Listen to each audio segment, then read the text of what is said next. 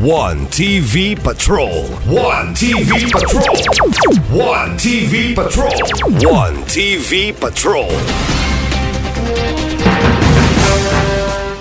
RDC-10 midusoog resolusyon pagpausbaw sa pahat sa Mindanao.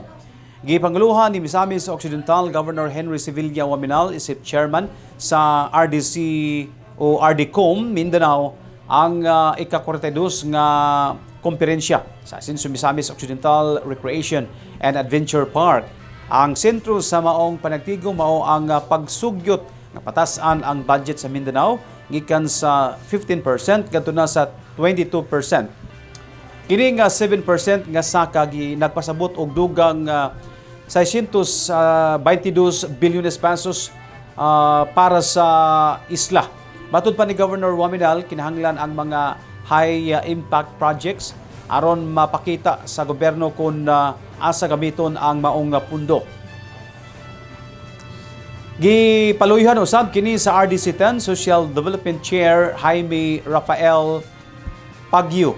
Kinsa nag-ingon nga kini nga pakigbisog para sa tibuok Mindanao ug dili lang para sa alang sa usa ka rehiyon. Lakip sa mga prioridad mao ang Mindanao Tourism Circuit, ang Mindanao River Basin Development.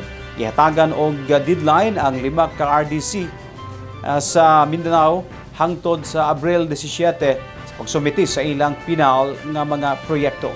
One TV Patrol.